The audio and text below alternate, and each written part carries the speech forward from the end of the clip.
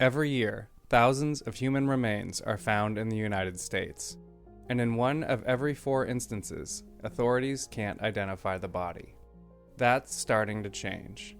I'm Dave Killen, co-host of The Unidentifieds, a new limited series podcast from the Oregonian and Oregon Live. We go deep into several cold cases and explain the science that's helping experts give these long-forgotten people their names back. Look for The Unidentifieds after you've finished listening to this podcast. Subscribe to The Unidentifieds on Apple, Spotify, Google, or wherever you listen to podcasts. NIL Now with Lauren Sisler and Kevin Jones. If you want to learn more about name, image, and likeness, you need to go to The Source. The NIL Now podcast from Headline Studio and Reddit highlights the biggest storylines with comments from key guests in the college and high school NIL space. NIL is not a cherry on top. It needs to be thought about as a part of these young men and women's future to, further their careers. You should be able to leave college with something. Subscribe to NIL Now on Apple, Spotify, Google, or wherever you listen to podcasts.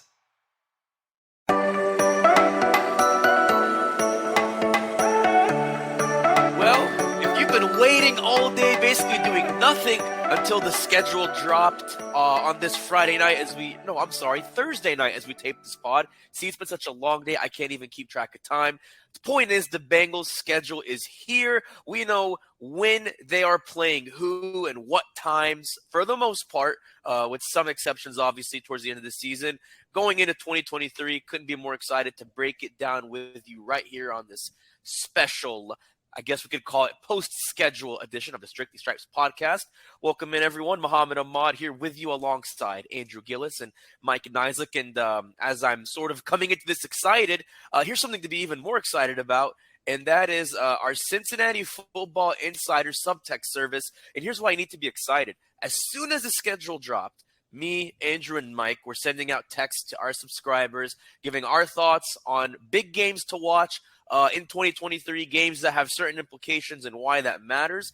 And to sign up and get these text messages, go to cleveland.com/Bengals and click on the blue banner at the top of the page. It's easy to sign up.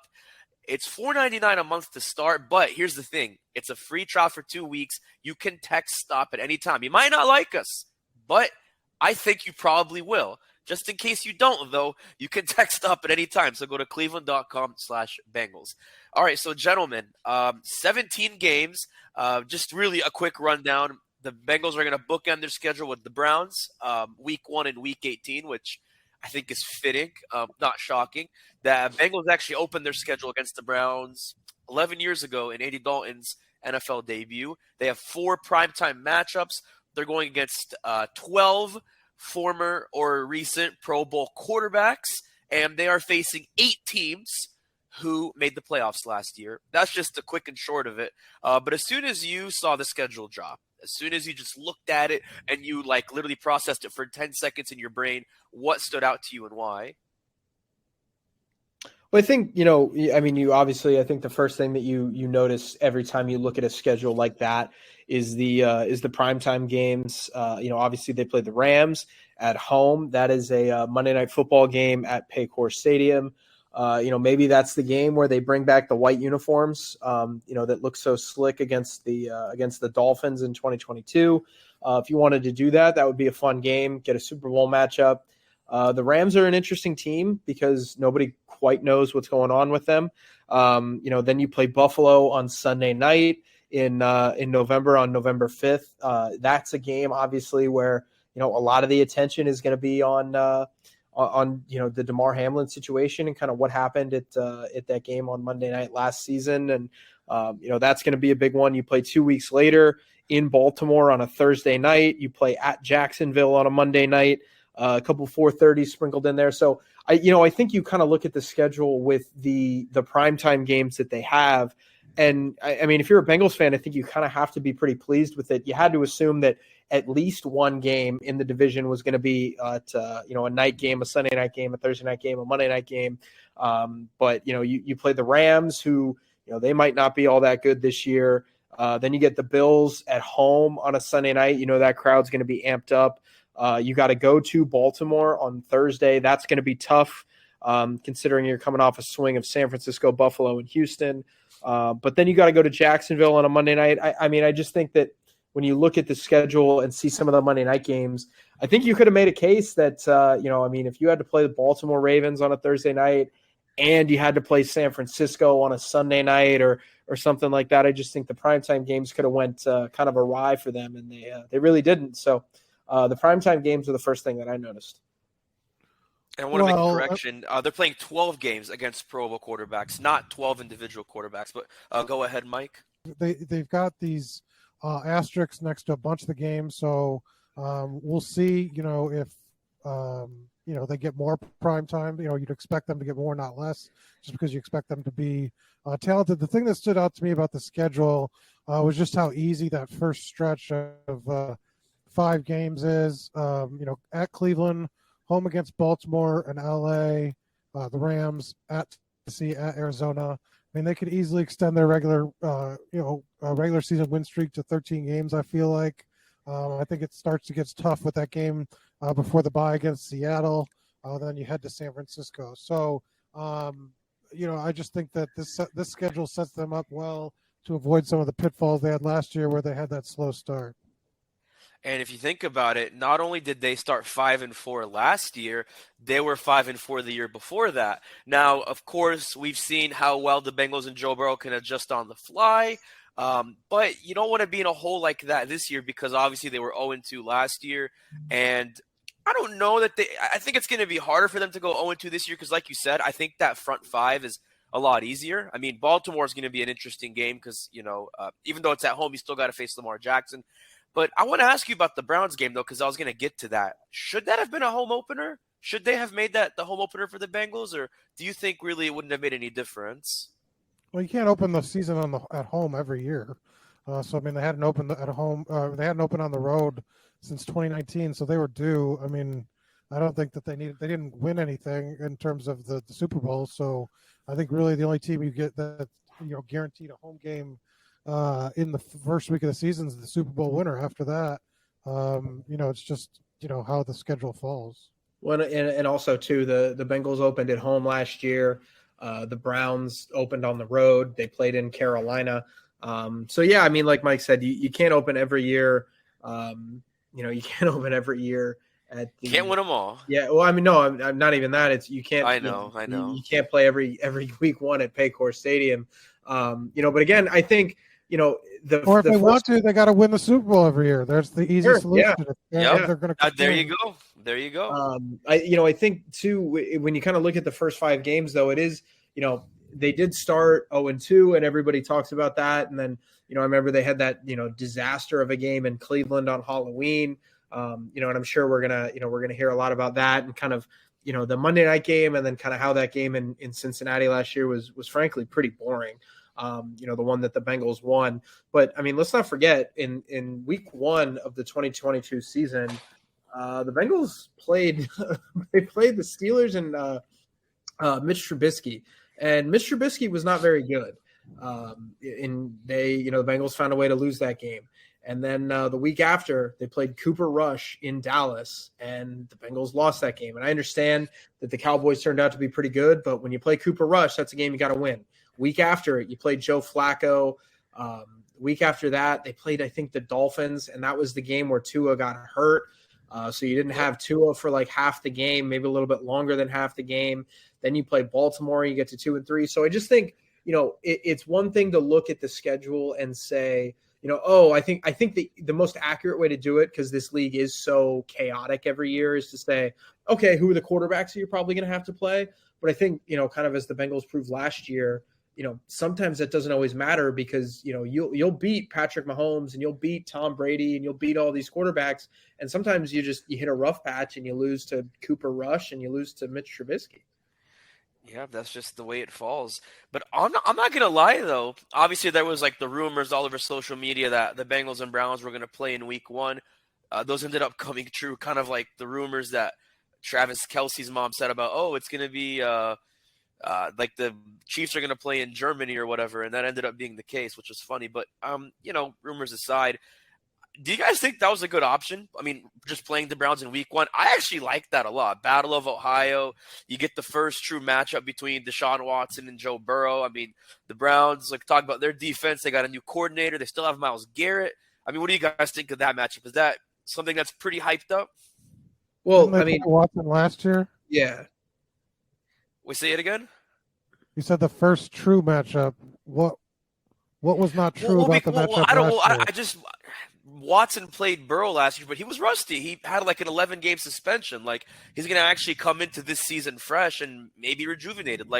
I think I was talking to Mary Kay Cabot about this. We might see a Deshaun Watson we didn't see last year. So that's why I say first true, real matchup between these guys. I just don't think Deshaun was himself that last however many games he played last year.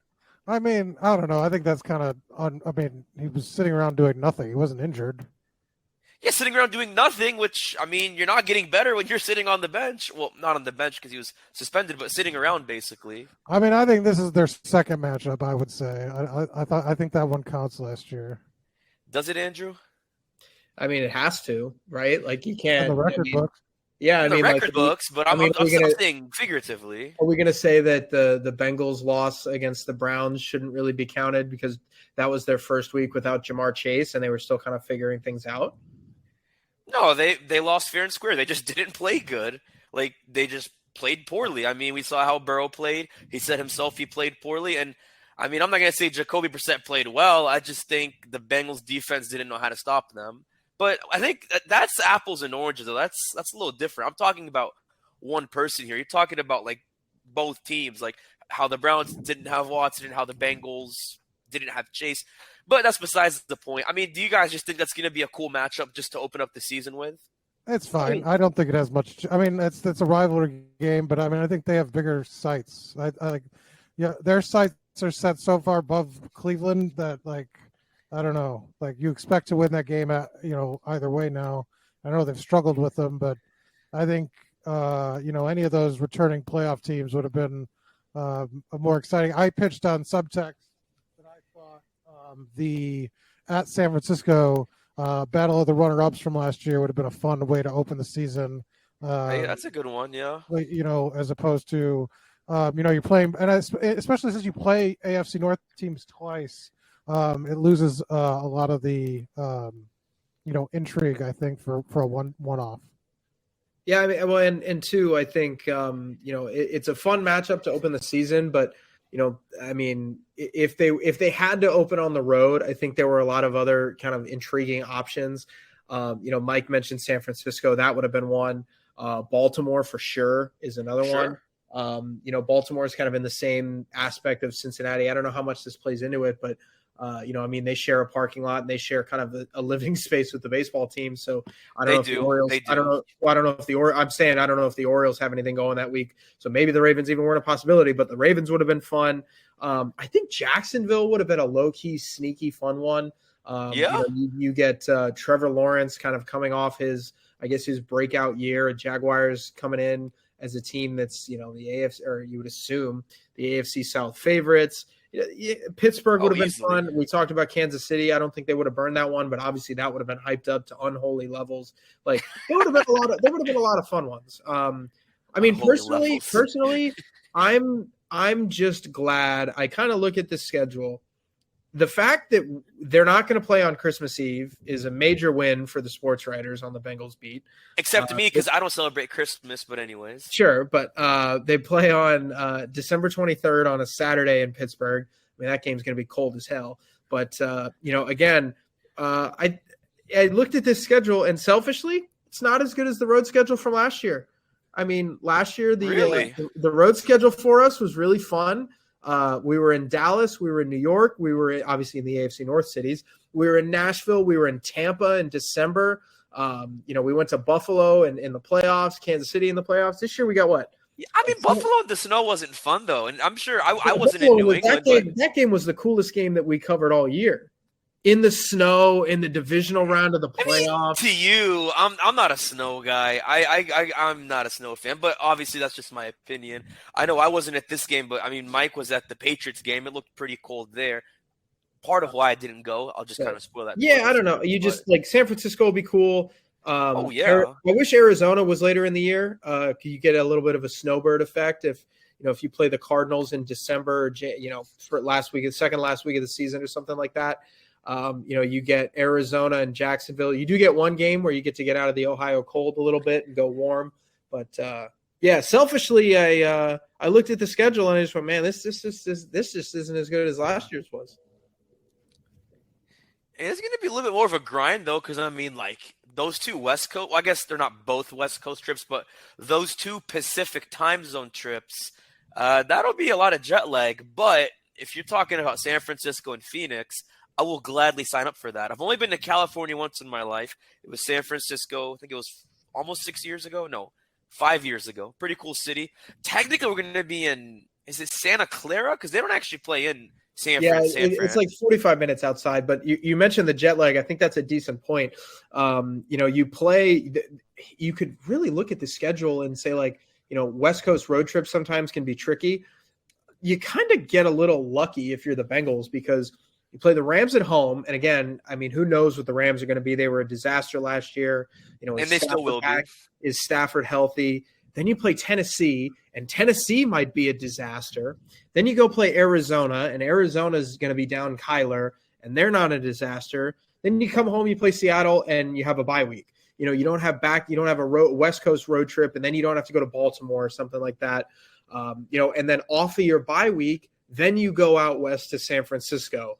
I think it doesn't take much of a genius to look at their schedule and say that the 2-game swing at San Francisco on Sunday, October 29th, and then home against the Bills on Sunday Night Football. I think it's pretty clear that those 2 games are going to be the toughest. That's the toughest 1-2 punch on their schedule. But in terms of kind of avoiding trap games, I guess, if you will, and kind of, disaster situations, it's not the worst thing in the world. Heading into the short week against the Ravens, you play the Texans, the team that had they had the second overall pick, second worst record. Yeah, so you play them, and then you get a short week going into Baltimore, and then coming out of that, you have a long week against Pittsburgh. I just think that you can kind of look at their schedule, and you could. I'm sure there are people who are going to find some faults with it and say, this could have been better, this could have been better. But I think you could point to some things and say, realistically, they got some breaks here. There's actually, and by the way, speaking of the Texans, I just realized for all the Ohio State Buckeye fans listening, you're going to get to see C.J. Stroud whenever the Texans come into town middle of the season. So, if you're an Ohio State fan, that's your date to look at. Of course, most NFL teams have a bunch of Ohio State players, but I know C.J. Stroud's a fan favorite, so Doug Maurice, I'm sure, would probably acknowledge that at some point on their podcast. But when you kind of look at the first 5 games, I will say, although I do agree with Mike, it is an overall easier 5-game stretch than what they dealt with last year. There's some sneaky matchups that Joe Burrow's going to have to worry about. We already mentioned week 1, Myles Garrett's not going anywhere. I'm sure you guys saw the picture of his house where he had the tombstones of each quarterback he sacked. I'm sure he wants to add Joe Burrow to that tally mark again. The Ravens front speaks for itself in week 2. And again, the Rams, I think, with all due respect, are going to be pitiful, but Aaron Donald is not pitiful. He might still be one of the greatest players in the game. You got to deal with him. Jeffrey Simmons just got a monster extension. You deal with him on the road in week 4. And so, again, I'm not saying it's going to decide the games. I'm just saying you got to put a little exception of their easy games, but be ready for those guys. Because I do think, obviously, that I would say the Rams, Titans, and Cardinals are going to be in the running for the first pick next year. Oh, I'm not saying they're going to be good. I'm just saying, if you're Joe Burrow, you still have. The only thing sneaky is how many points does Joe Burrow want to put up on the scoreboard? There's nothing sneaky about those. Those are terrible teams. Oh, of course. All I'm saying is it doesn't mean Joe Burrow's going to get a break unless you still have Jonah Williams and Orlando Brown is as good as advertised. And okay, yeah, you're completely right. I'm just saying it's something I kind of looked at okay, horrible teams, good pass rush. For the most part, horrible teams, good pass rush. Again, this is just Muhammad in his late night observations after a back and forth drive from Cleveland, which was fun and eventful. But when we come back, we're going to break down our other biggest takeaways and look at the most exciting and maybe the not most exciting matchups that we haven't talked about when we return right here on the Strictly Stripes podcast. Hey guys, if you love college football, we think you'll like the College Football Survivor Show. I'm Doug Lesmerises, and my co-host Shahan Jeharaja and I, each week we talk about the best programs, best coaches, best players in the sport. It's all football, no off-field stuff, no legislation. It's about the teams that are going to matter most in the playoff race. Will Georgia three-peat? Always on the lookout for angry Bama. The Big Ten, Ohio State and Michigan battling at the top and Penn State on the rise. The Pac-12 matters again, not just USC, but Oregon and Washington as well. The playoff is expanding. Expand your podcast listening. Try the College Football Survivor Show wherever you find podcasts. All right, and thanks for staying with us on the Strictly Stripes podcast. So we pretty much laid out the land of the Bengals 2023 schedule. And before we kind of break down our favorite and least favorite matchups next season, we want to remind you guys to sign up for our Strictly Stripes newsletter. If you want to get all the latest insights, reporting, and information that you can't get anywhere else in your mailbox for free, every day during the week, go to cleveland.com/newsletters, click on the Strictly Stripes newsletter option. Takes less than a minute to sign up, and like I said, it's free. Go to cleveland.com/newsletters. So I know you guys kind of gave away like really exciting games you want to watch, and maybe games that are just like, all right, get through the next week and move on type of games. And every team's gonna have those games, obviously, especially a team that's gonna be as good as advertised like the Bengals. But I mean, just kind of what I want to ask each of you, just your all's thoughts on this. So from kind of looking at just everything we talked about earlier in the podcast, and just really to kind of tie this all up together, because it's a very late night for us and I'm sure other people tuning in. But, for you guys, when you look at the schedule, what are your just absolute most favorite games you're so amped about next season? And what are the games you look at where you're just like, ooh, this is not going to be fun to watch? Well, I think the late season, having the Colts late in the season is probably going to be a little bit of a dud game. That's a team that's going to be rebuilding, and by December, when you play a team that has very little to play for, that's the one that kind of stands out just because it's positioned. Sunday, I think it's December 10th. But other than that, I mean, that last month of the season, December, you got 4 games. Teams that all made the playoffs last year. So, or except for Pittsburgh, but Pittsburgh, it's at Pittsburgh, and that's always a tough place to play. So the one that sticks out as kind of a dud is Indianapolis. In terms of intriguing matchups, I think that Seattle one could be interesting. That receiving group that they've put together, I think is really talented. Obviously, Geno Smith kind of resurrected his career. We'll see if that kind of continues next season, and obviously always a talented defense from them at home on October 15th. That's a game that we haven't seen Seattle in a minute. I think it might have been that 2019 opener, but it was. Yeah, it was. That's another team. Those are the 2 ones that I would say. Yeah, I think, for me, I think one of the games, or I guess like 3 games that I'm looking forward to that I think, are really going to be big. I think that week 2 game against Baltimore, that's going to be really big. I think, if I were to kind of rank the teams right now, I would say that those 2 are the best in the AFC North. I think they're the most talented teams. The Ravens open against the Texans, so you're talking about a situation where, we've seen the Bengals do this. They've rallied kind of from an 0-2 record, from, a losing record in October, from, kind of being 500 or thereabouts, early, first 2 months of the year. But that's not something you want to do every year. I obviously we're going to probably pick the Bengals to win, but I don't think anybody would be like stunned if the Browns won in week 1 at home.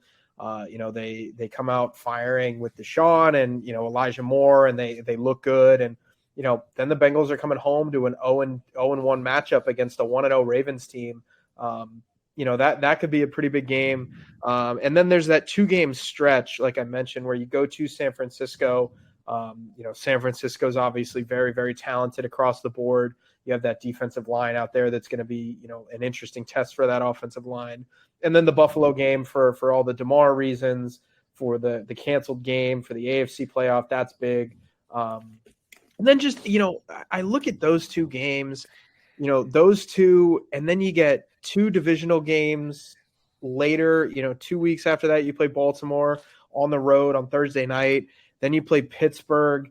Like, those are two games that's a 5-game stretch where you play San Francisco, Buffalo, you play the Texans, which is the game where I think is really going to be kind of a just get through this, get a win, get out of here, nobody get hurt game.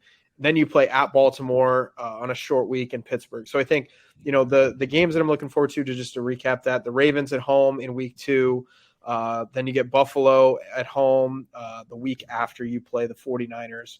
But then that Texans game, at first glance, that to me looks like a game where you just say, nobody get hurt, we got bigger fish to fry. So I like that you mentioned the kind of the back half of the season where you're playing those divisional opponents. You're playing Pittsburgh twice in the second half of the season, and I think the most exciting of those two games will obviously be that one on December 23rd, which is week 16. That's going to be an interesting game because, I don't know how good the Steelers are going to be, but when you get that late in the season, there's always that exciting build up towards games like the Chiefs game in week 17. And look, if the Browns blow my socks off and are actually playoff contenders next season with Deshaun and everything that they revamped, then even if the Bengals have a playoff berth locked up, a division title locked up, it's still going to be a good game, and it's going to be in Cincinnati to wrap up the year. You can never go wrong with wrapping up a game with a divisional matchup, or wrapping up a season with a divisional matchup, and you can't go wrong with opening it with a divisional matchup, like I said earlier. So I like bookending the Browns. So 2 games I like. I'll tell you one game that I think is sneaky that I haven't even thought about till now. I think that Vikings game in week 15 is going to be interesting because they played in the season opener in Cincinnati 2 years ago. That was the debut of Jamar and Joe Burrow. It was an overtime win. It would come from behind overtime win. Evan McPherson, first of many game-winning kicks. I don't know if that's how this game's going to go, but, you look at how much better Justin Jefferson has been. You could say he's the best receiver in the game. How do they match up against him? What does he look like with Kirk Cousins? The Vikings have a good shot of competing for the NFC North again. So, you got 2 really good divisional foes, not interdivisional foes, but teams that are good in their respective divisions. And to have it that late in the year is a sneaky smart move. I really like that. I'm going to be honest. The one game where I'm just how and why, and I think you guys would agree with me, how and why did they get the Rams on Monday Night Football? Obviously, we knew they were going to play them in Cincy, but Monday Night Football? You're going to burn a Monday Night Football game to play the Rams who, look, I get it. Bengals fans are still sour about that Super Bowl loss. I totally understand. But Mike made a good point. The Rams are so bad, they could be running for the number 1 pick next year.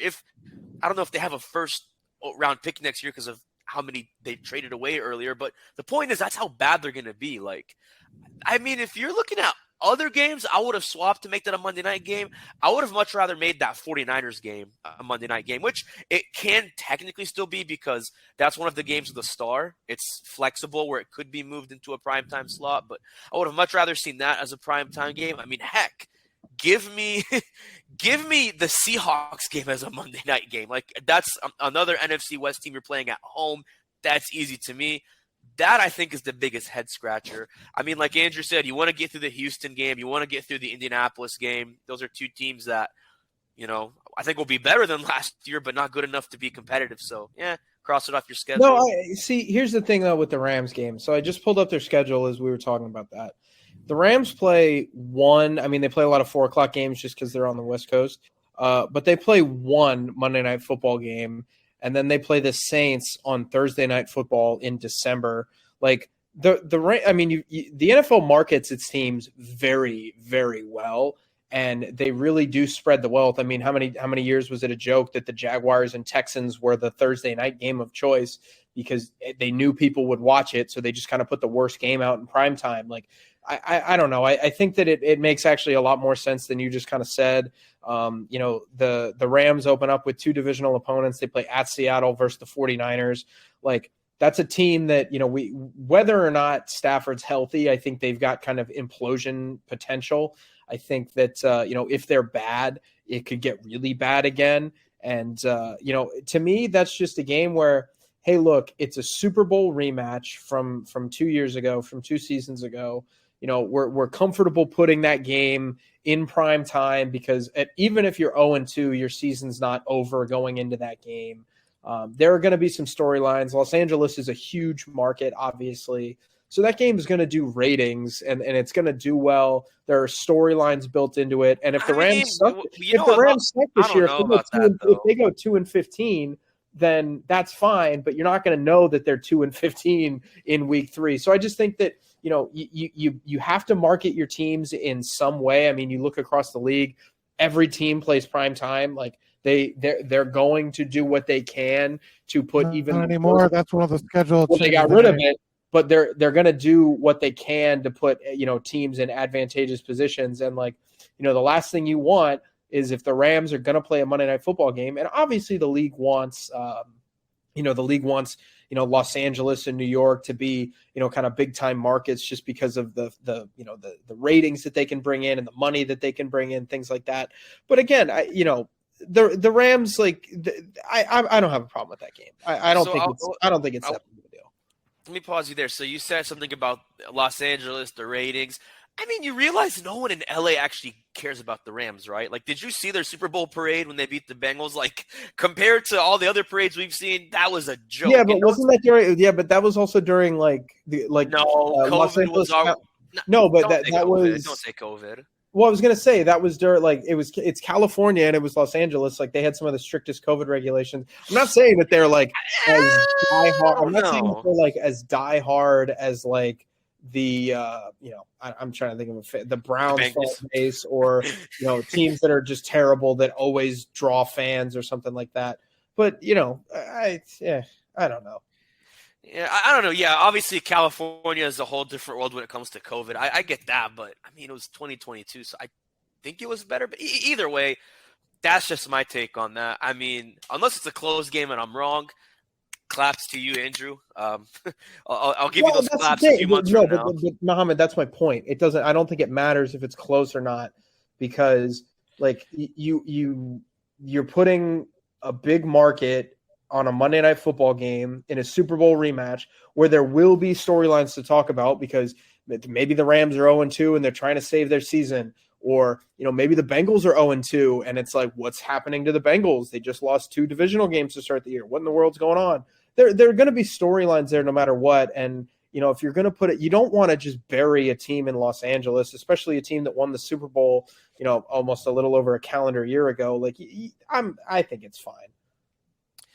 Well, I think we're going to end on that note because I think that was a good, fun way to end the night. You always got to have some fun debate, and I think that's why I always enjoy these types of podcasts, especially when you always have something on the fly like a schedule release or free agency. Always enjoy it with you too. I think that's going to tie things up for the week. We appreciate you all tuning in. Join us again next Monday as we go into a reset, looking at the biggest questions surrounding the Bengals roster, post-rookie minicamp, going into OTAs, which are just a few weeks away, believe it or not. So stay tuned with us for that and much more. I want to say exciting interviews. I don't want to give them away because they're pretty unique, but some very exciting interviews to kind of change things up on the podcast. But once again, for myself, Andrew, and Mike, I'm Mohammed Ahmad. Have a great weekend.